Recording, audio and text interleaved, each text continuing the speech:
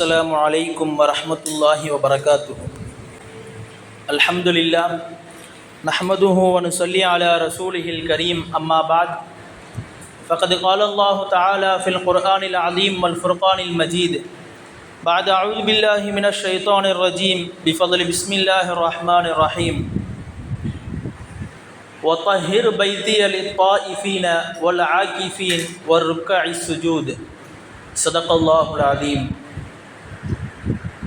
அல்லாஹ்வினுடைய கிருபையால் இன்றோடு 20 தராவீஹ்கள் 25 ஜுஸூக்கள் நிறைவு பெற்றன. ரமலான் மாதத்தினுடைய 2வது 10 இன்றோடு முடிவடைகிறது. இன்ஷா அல்லாஹ் நாளைய மகரிபிலிருந்து ரமலான் மாதத்தினுடைய 3வது 10 நாம் நுழைய இருக்கிறோம். 3வது 10 நரக விடுதலையை பெற்றுத்தரும் 10. எனவே அன்றைய நாட்களில் நாம் அல்லாஹும்ம அத்திக்னா மினன்னார் வ அத்கில்னல் ஜன்னத யா ரப்பல் ஆலமீன், யா அல்லாஹ் நரக விடுதலையை விட்டு எங்களை பாதுகாத்து சுவனத்திலே எங்களை நுழைய செய்வாயாக என்கிற இந்த துஆவை நாம் அதிகமாக வரக்கூடிய 10 நாட்களிலே நாம் ஓத வேண்டும்.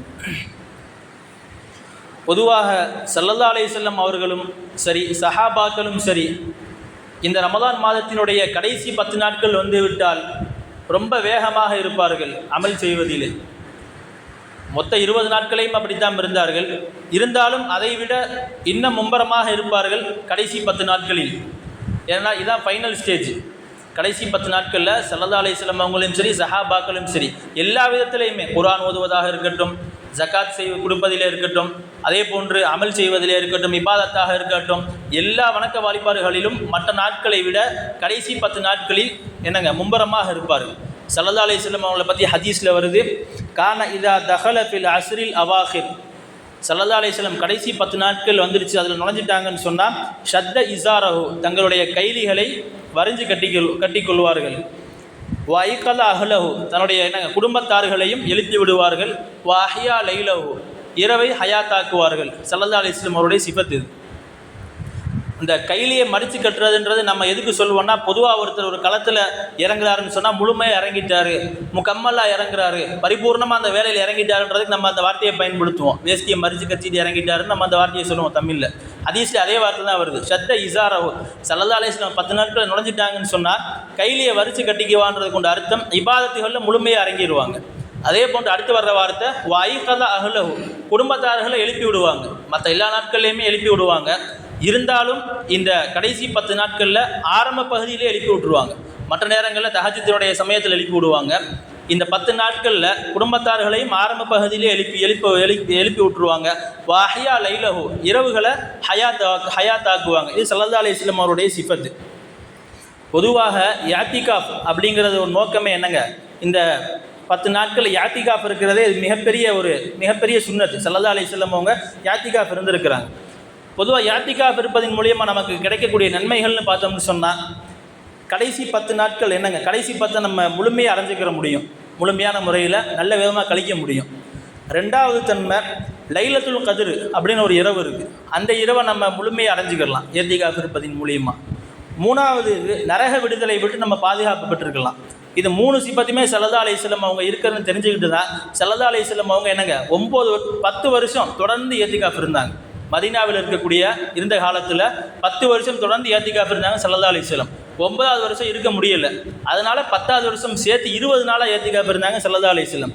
இதை யாத்திகாஃபிற்கு கொடுக்கக்கூடிய முக்கியத்துவம். அதே போன்று யாத்திகாஃபினுடைய நோக்கம் பார்த்தோம்னு சொன்னால், யாத்திகாஃப் இருப்பதின் நோக்கம், யாத்திகாஃப்னா என்ன அப்படின்னு பார்த்தோம்னு சொன்னால் படைப்பினங்களை விட்டுட்டு படைத்தவனோட அவனுடைய சிந்தனையில் நம்ம தனித்து இருக்கணும். அல் கல்வத்து மல் ஹாலிக், படைப்பினங்கள் எல்லாத்தினுடைய உறவை துண்டிச்சுட்டு படைத்தவனோட நம்ம சேர்ந்து இருக்கணும், தனிமையில் இருக்கணும். அதுக்கு பேர் தான், அதனுடைய நோக்கம் தான் யாத்திகாஃபினுடைய நோக்கம். பொதுவாகவே அல்லாஹு தஆலாவை நெருங்குவதற்கு நிறையா நபிமார்கள் மேற்கொண்டது தனிமை தான். அதற்கு மூசா அலைஹிஸ்ஸலாத்து வஸ்ஸலாம் ரப்பிட்ட பேசுகிறதுக்காக வேண்டி பல இரவுகள் தனிமையில் இருந்திருக்கிறாங்க. ஸல்லல்லாஹு அலைஹி வஸல்லம் நம்மளுடைய நாயகம் ஸல்லல்லாஹு அலைஹி வஸல்லம் அவங்களே தன்னுடைய 35வது வயதில் ஹிரா குகையில் போய் இருந்தாங்க, தனிமையில் இருந்தாங்க. ரப்பை பார்ப்பதற்காக வேண்டி 5 வருஷம், 40வது வயசுல ஸல்லல்லாஹு அலைஹி வஸல்லம் அவங்களுக்கு நுபுவத் கிடைச்சிச்சு. 5 வருஷம் தனிமையில் இருந்தாங்க. பல நபிமார்கள், மரியம் அலைஹிஸ்ஸலாத்து வஸ்ஸலாம் தனிமையில் இருந்திருக்கிறாங்க. இப்ராஹிம் அலைஹிஸ்ஸலாத்து வஸ்ஸலாம் அவங்களும் தனிமையில் இருந்திருக்கிறாங்க. எனவே பல நபிமார்கள் அல்லாஹ்வை அடைவதற்கு, அல்லாஹ்வை என்னங்க நேரடியாக சந்திப்பதற்கு மேற்கொண்ட ஒரே வழி என்னங்க தனிமை தான். அந்த தனிமை என்னங்க இஅ்திகாஃப் இருப்பதன் மூலியமாக நமக்கு அந்த தனிமையை அடைஞ்சிக்க முடியும். நாம் புனிதமிக்க அந்த ரமலானுடைய மாதத்தில் கடைசி 10 நாள் நம்ம இஅ்திகாஃப் இருந்தோம்னு சொன்னால் லைலத்துல் கத்ர் நம்ம முழுமையாக அடைஞ்சிக்கலாம். நம்ம வெளியே இருந்தால் அப்படி அடைய முடியுமா என்னங்கிறது தெரியலை. நரக விடுதலையை முக்கியமாக பெற்றிருக்கலாம். உள்ளே வந்துட்டு ஒரு 10 நாள் இருந்தோம்னு சொன்னால் ஈதுடைய பிறை பார்த்ததுக்கப்புறம் வெளியே போகிறப்ப நம்மளுடைய பாவங்கள்லாம் கழிஞ்சு அன்று பிறந்த பாலகனை போன்று நம்ம வெளியே போகலாம். ஹதீஸில் வருது, ஸல்லல்லாஹு அலைஹி வஸல்லம் சொல்கிறாங்க, மறுமையுடைய நாளில் நிழலே இருக்காது. நிழல் இல்லாத அந்த நாளில் அல்லாஹ் தஆலா அரிசியுடைய நிழலை சில பேருக்கு கொடுப்பான். ஒரு 7 சிஃபத் 7 தன்மை உள்ளவங்களை பற்றி வருது. அதில் ஒரு சில பேர் என்னங்க நீதமான அரசன், அதுக்கடுத்து இந்த வலது கைக்கு கொடுக்கறது, வலது கைக்கு தெரியாமல் கொடுக்கறது, இந்த மாதிரிலாம் வருது. இது இன்னொரு சிஃபத் ஒன்று வருது. ஸல்லல்லாஹு அலைஹி வஸல்லம் சொல்கிறாங்க, ரஜுலுன் ஸக்கரல்லாஹு ஹாலியன் ஃபஃபாதத் ஐனாஹு. ஒரு மனிதர் அவர் அல்லாஹ்வை நினைத்து என்னங்க அழுகிறார். இரவில் திக்ர் செஞ்சுக்கிட்டு அல்லாஹ்வை நினைச்சு அழுகிறார் பார்த்தீங்களா, அந்த மனிதனுக்கு அல்லாஹ் தஆலா அரிசியோட நிழலை கொடுப்பான். இது ஒரு சிஃபத்து. ரெண்டாவது சிஃபத் ஸல்லல்லாஹு அலைஹி வஸல்லம் சொன்னாங்க, ரஜுலுன் கல்புஹு முத்தஅல்லகுன் பில் மசாஜித். பள்ளிவாசலோட தன்னுடைய கல்பு உள்ளத்தை கட்டி போட்டிருக்காரு பாருங்க. பள்ளிவாசலோட தொடர்போடு இருக்க மனிதருக்கு அல்லாஹ் தஆலா அரிசியோட நிழலை கொடுக்குறான். நல்லா யோசிச்சு பார்த்தா தெரியும். இந்த 2 சிஃபத்துமே இஅ்திகாஃப் இருக்கவங்கள்ட்ட வந்துடும். பள்ளிவாசல்லே இருப்பாங்க, அந்த சிஃபத்தும் வந்துடும். அதே போன்று திக்ர் செஞ்சு அல்லாஹ்விடத்தில் அழுகக்கூடிய தன்மை இஅ்திகாஃப்ல கிடைக்குது. 2 தன்மையுமே என்னங்க அல்லாஹ் சொன்ன 2 தன்மையுமே இஅ்திகாஃப் இருக்கிறவங்களுக்கு கிடைச்சி போயிடுது. அதே மாதிரி இஅ்திகாஃப் எடுத்துக்கிறோம்னு சொன்னால் இஅ்திகாஃப் 3 வகையான இஅ்திகாஃப் இருக்குது. ஒன்று ஃபர்லு, நம்ம வாஜிபுன்னு சொல்கிறோம், வாஜிபு. அடுத்து என்னங்க சுன்னத்து, அதுக்கு அடுத்து இருக்கிறது முஸ்தஹப். 3 வகையான இஅ்திகாஃப் இருக்குது. இந்த ஃபர்லான இஅ்திகாஃப், இந்த வாஜிபான இஅ்திகாஃப் எப்படின்னா, ஒருத்தர் தன்னுடைய நேர்ச்சி செஞ்சுருக்காரு, எனக்கு ஒரு விஷயம் ஆகணும், நான் நேர்ச்சி செஞ்சுக்கிறேன், அல்லாஹ் நம்ம மஸ்ஜிதில் வந்து நடந்துருச்சுன்னு சொன்னால், மஸ்ஜிதில் வந்து நான் 10 நாள் இஅ்திகாஃப் இருக்கேன் நேர்ச்சி செய்தாருன்னு சொன்னால் அது அவர் மீது வாஜிபாயிரும், கட்டாயம் இருந்துதான் ஆகணும். இது என்னங்க வாஜிபான இஅ்திகாஃப். சுன்னத்தான இஅ்திகாஃப்னு ஒன்று இருக்குது. சுன்னத்தை முஅக்கதா கிஃபாயா அப்படின்னு ஒரு இஅ்திகாஃப் இருக்குது. உதாரணத்துக்கு ஒரு ஊரில் ஒரு 100 பேர் இருக்காங்கன்னு சொன்னால் 100 பேர்த்தில் ஒரு 10 பேர் வந்து இஅ்திகாஃப் இருந்தால் 100 பேர் உள்ள கடமை நீங்கிடும்.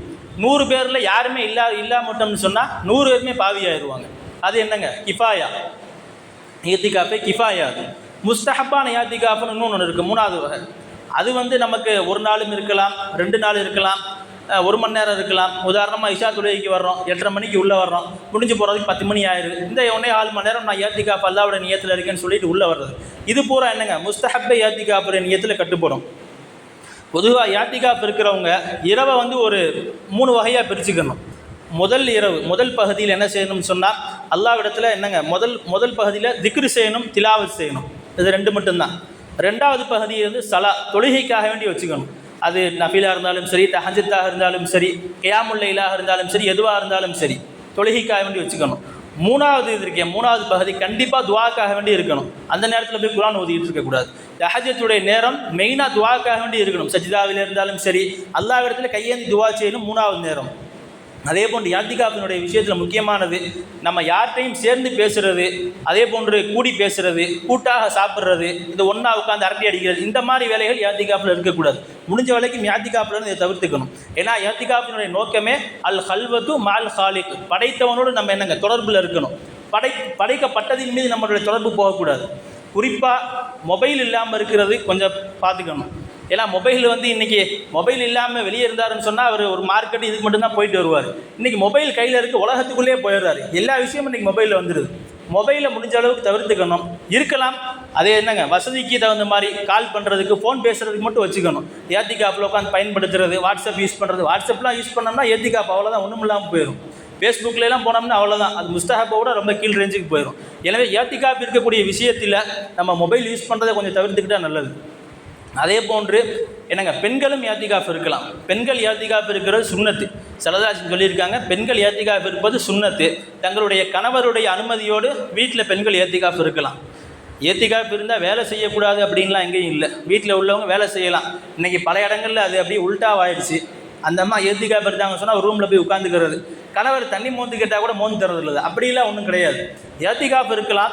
ஸல்லல்லாஹு அலைஹி வஸல்லம் சொன்னது இஅ்திகாஃப் பெண்கள் இருப்பது சுன்னத்து தான், ஃபர்லு கிடையாது, சுன்னத்து தான். கணவருடைய அனுமதியோடு இருக்கலாம், எல்லா வேலைகளுமே செய்து கொள்ளலாம். இதுதான் என்னங்க அவங்களுடைய வேலை என்ன, மொபைல் பார்க்காம இருக்கணும், வெளி தொடர்பு இல்லாமல் இருக்கணும், அவ்வளோதான் அவங்களுக்கு. இந்த பரிபூர்ணமான இஅ்திகாஃபிற்கு அடையாளம் இதுதான். எனவே அல்லாஹ் ஜல்லஷானஹு தஆலா நாம் வரக்கூடிய இந்த இறுதி 10 நாட்களில் இஅ்திகாஃபினுடைய முக்கியத்துவத்தை புரிந்து நாம் இஅ்திகாஃப் இருப்பதோடு மட்டுமின்றி அல்லாஹ் தஆலா நம்மளுடைய எல்லா பாவங்களையும் மன்னித்து நரக விடுதலை பெற்ற பட்டியலில் அல்லாஹ் நம் அனைவர்களையும் ஆக்கி அருள் புரிவானாக. ஆமீன். வாஹிர் தஅவானா அல்ஹம்துலில்லாஹி ரப்பில் ஆலமீன். அஸ்ஸலாமு அலைக்கும். الحمد لله رب العالمين. اللهم صل على سيدنا محمد وعلى آل سيدنا محمد وبارك وسلم. اللهم اغفر لنا ذنوبنا وخطايانا كلها يا رب العالمين. اللهم اعتقنا من النار وادخلنا الجنة يا رب العالمين.